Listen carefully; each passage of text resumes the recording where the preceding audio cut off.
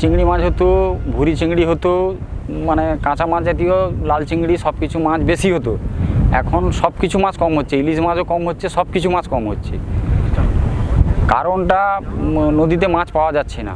এক ট্রলিংয়ের জন্য, ট্রলিং ছোটো ছোটো বড়ো যে বোট ট্রলিং, তারাই ছোটো ছোটো মাছকে এতটুকু মাছ হলেও তারা মেরে দিচ্ছে। তার জন্য আমাদের মাছ কম হচ্ছে। আমরা তো ছোটো ছোটো নৌকো, কাছাকাছি নদীতে মাছ ধরা হয়, তার জন্যই অসুবিধা হচ্ছে। প্রথমে মাছ পাওয়া যায়নি, একটা সমস্যা, বড় সমস্যা। দ্বিতীয়ত মাছ না পাওয়ার জন্য যারা পেশাগত সমুদ্রে মাছ ধরতে না গিয়ে তারা অন্য অন্য পেশায় যুক্ত হয়ে যাচ্ছে। এক, দুই হচ্ছে যদিও কিছু মাছ পাওয়া যাচ্ছে, আবার জায়গা পাওয়া যাচ্ছে না, মাছ শুকনো করার জায়গা পাওয়া যাচ্ছে না। যে সমস্ত জায়গাগুলো আছে সেগুলো মালিকানি অথবা ফরেস্ট অথবা ইরিগেশন ডিপার্টমেন্টের জায়গা।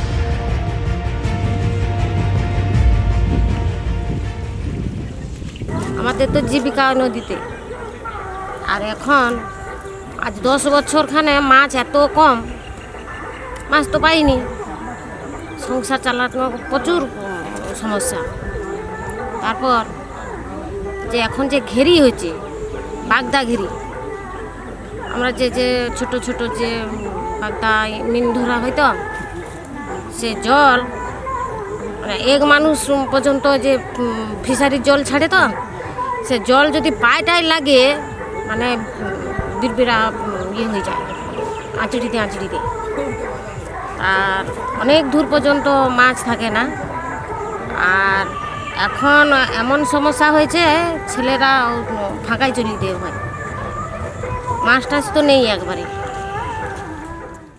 মাছ না পাওয়ার জন্য তেলের দাম বাড়ছে হু হু করে, শ্রমিকের দাম বাড়ছে, সব নৌকোর যে ধরো কাঠ দিয়ে তৈরি পেরক, জুলি বা আলকাতরা, সেগুলোর দাম বাড়ছে, কিন্তু অথচ মজুরিও বাড়ছে, কিন্তু মাছ কমে যাচ্ছে। যে মাছ পাচ্ছে ধরো সেই মাছটা অর্থটা এইদিকে সামাল দিতে পারছে না। তার জন্য বলে কি করবে, জালের দামও বাড়ছে, জাল আবার ছিঁড়েও যাচ্ছে, জাল আবার ভেসেও যাচ্ছে। সেই জাল, নৌকো, সুতো, দড়ি, মানে সব কিছুর দাম বাড়ছে, কিন্তু মাছের এমন একটা দাম, খুব একটা দাম মানে বাড়েনি। যদিও অল্প কিছু বাড়ছে, কিন্তু বাড়ার ফলেও কিন্তু সমুদ্রে মাছ পাচ্ছে না, এই জন্য কমে যাচ্ছে। প্রাকৃতিক দুর্যোগের ফলে সমুদ্রে মাছ কোন কোন বছর একদম পুরো মাছ পাচ্ছে না, কোনো কোটালে, কোনো বছর না, কোনো কোটালে মাছ পাচ্ছে না। যদিও অল্প কিছু পাচ্ছে, মানে সে আবার মানে দাম পাচ্ছে না। দাম না পাওয়ার জন্য মৎস্যজীবীরা বিভিন্ন রকমের সম্মুখীন। আর দুর্যোগের ফলে ধরো নৌকো ভেঙে যাচ্ছে, জাল ছিঁড়ে যাচ্ছে, এগুলো হচ্ছে। বা সমুদ্র ধারে যে চাতালটা ছিল মাছ শুকনো করা, নৌকো রাখার জায়গাগুলো, সে জায়গাগুলো নষ্ট হয়ে যাচ্ছে। তাতে আবার মৎস্যজীবীদের অনেক পালাঘর, সেটাও নষ্ট হয়ে যাচ্ছে। এইসব আর্থিক অনটন তাদের মানে খুব দুর্দশার মুখে সম্মুখীন হতে হচ্ছে। আগে কিন্তু এইভাবে দুর্যোগ হতো না, অল্প বৃষ্টি হতো, কেটে যেত, ব্যাস। তারপরে কিন্তু এরকম ঝড় বৃষ্টি বা জোয়ার এরকম কোনো দিন হয়নি। আর এই যে জস যে মারাত্মক বলতে কি 1.5 থেকে 2 মিনিট আমার অভিজ্ঞতায়, মানে জলটা এত স্পিড হয়ে উঁচুর দিকে উঠে আসছে। হয়তো ওই জলটা যদি জলোচ্ছ্বাস যদি রাত্রে হতো, অনেক মানুষ মারা যেত, অনেক বাচ্চা, মেয়ে, ছেলে সবাই মারা যেত, অনেকে মারা যেত। কিন্তু দিনে হয়েছে বলে মানুষ মারা যায়নি, কিন্তু গরু ছাগল মারা গেছে, নৌকো ভেঙেছে, জাল ভেসে চলে গেছে, বা যারা সমুদ্রের ধারে মানে ঘর ছিল তারা একদম সম্পূর্ণ ভেসে গেছে, একদম সম্পূর্ণ শয্যাশায়ী কাছ থেকে, মানে আসবাবপত্র কাছ থেকে খাদ্য, মানে যেখানে ধান চাল, আমার নিজের বাড়িতে যে চালগুলো সব ফুলে এরকম হয়ে গেছে। 3 দিন পরে যখন বের করতে পারছি না, কি গন্ধ, সে মানে বিপর্যয় ব্যাপার, বহু পরিমাণে ক্ষতি হয়েছে। আগে আমাদের এখানটায় যে পরিমাণে মাছ হতো, সে মাছের পরিমাণ কমে যাওয়ার জন্য আমাদের এখানটার সব মৎস্যজীবী সাগরে কারবার করতে যায়, সেখানে মাছ ধরার জন্য। আর এখানটায় যে মাছগুলো হতো, সে ধরো এই যে শুটকি মাছগুলো, সেগার পরিমাণও কম। ট্রলিং তো ঘেদিলি যায় নিচকে মাছ, ট্রলিং যখন বেরিয়ে যায় তো লাইন দিয়ে আমরা এখানে কাছে মাছ পাবো কোথায়? खेजूरी 2 ब्लॉक का मीटिंग हुआ वहाँ के मछुआरों के साथ। यहाँ के जो छोटे मछुआरे हैं उसी के साथ उनके जो वेंडर हैं जो मछली बेचते हैं और जो छोटे कुछ मछली का फार्मिंग भी करते हैं, इनको लेकर मीटिंग हुआ ब्लॉक लेवल पे। ये एक बहुत ज़रूरी मीटिंग था क्योंकि उसी ब्लॉक में 4-5 अलग अलग खोटी हैं जो फ़िश लैंडिंग साइट होते हैं। वहाँ के सदस्य आए थे, उनके साथ बैठ के करीबन 2-3 घंटे तक चर्चा हुई।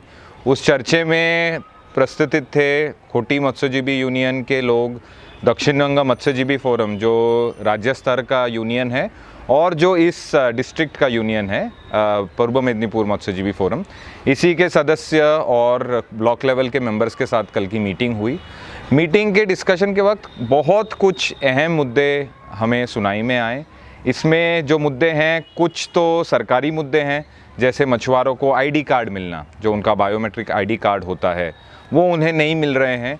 यही नहीं, जो मछुआरे समुदाय से नहीं हैं उनको कार्ड मिल रहे हैं और जो गवर्नमेंट के कुछ स्कीम होते हैं, सरकार के स्कीम होते हैं, वो मछुआरा कम्युनिटी से जो नहीं है उनको मिल जा रहे हैं। तो इसके वजह से कार्ड ना होने के वजह से बहुत समस्या हो रही है। दूसरी एक समस्या ये हो रही है कि पिछले 2-3 सालों में काफ़ी लोगों ने लोन लेकर नए बोट बनवाए हैं, मगर 2018 से पश्चिम बंगाल सरकार ने नई बोट की रजिस्ट्रेशन बंद कर रखी है। तो जितने मछुआरे हमें मतलब दूसरे खोटी में भी गए थे, सबकी यही एक समस्या है कि आईडी कार्ड और बोट रजिस्ट्रेशन नहीं हो रहा है। और बोट रजिस्ट्रेशन ना होने के वजह से साइक्लोन होने का जो रिलीफ होता है, या आपका कभी एक्सीडेंट हो जाए, या आप कभी पकड़े गए, या आपको कभी इंस्पेक्शन किया जाए, तो ये सब लेकर आपका बहुत मुश्किल हो जाता है क्योंकि आप गैर कानूनी तरीके से बोट के मालिक हैं या गैर कानूनी तरीके से मछली पकड़ रहे हैं, इसका इशारा हो जाता है। तो बोट का पेपर होना बहुत ज़रूरी है और पश्चिम बंगाल को ये बोट रजिस्ट्रेशन चालू करना भी बहुत ज़रूरी है। तीसरा, हमने देखा, हम तो खोटी के ज़मीन पे खड़े थे, वहाँ पे 40-41 बोट काम करते हैं। सारे के सारे ऐसे लग रहे थे जैसे कल ही बने हुए हैं, मतलब खोटी कम और शिपयार्ड ज़्यादा लग रहा था। और उसका कारण ये है कि पिछले महीने के साइक्लोन यास के बाद बहुत नुकसान हुआ है और उस नुकसान के वजह से वहाँ के सारे ही बोट डूब गए थे, उनके इंजन ख़राब हो गए थे, उनके लकड़ी की हालत ख़राब हो गई थी। तो सभी रिपेयर हो रहे हैं और अभी तक समुद्र में जा नहीं सके हैं। तो एक तरीके से आप देखिए कि 15 जून से जब ईस्ट कोस्ट का फ़िशिंग सीज़न स्टार्ट हुआ है, अभी तक 34-35 दिन हो गए हैं, अभी तक लोग मछली पकड़ने नहीं जा सके हैं समुद्र में।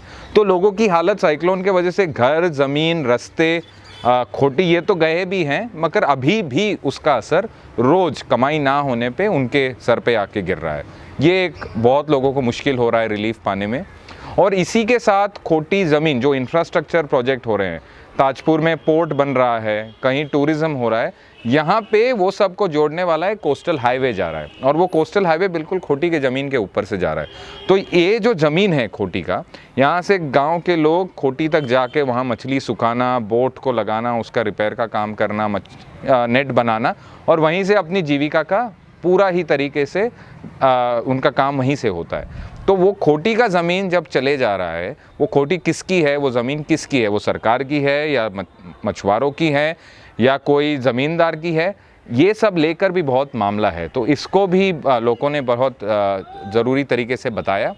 तो इन सब मामलों को आगे ले जाने के लिए मीटिंग के समाप्त में नई ब्लॉक कमेटी बनाई गई जिसमें 5 से 7 सदस्य होंगे, जो इन सभी मुद्दों को लेकर पंचायत स्तर पे, ब्लॉक लेवल और FEO के साथ इस पे चर्चा करेंगे, अपने जो सबमिशन है वो देंगे और इस पे तो काम लोकल लेवल पे बढ़ाएंगे।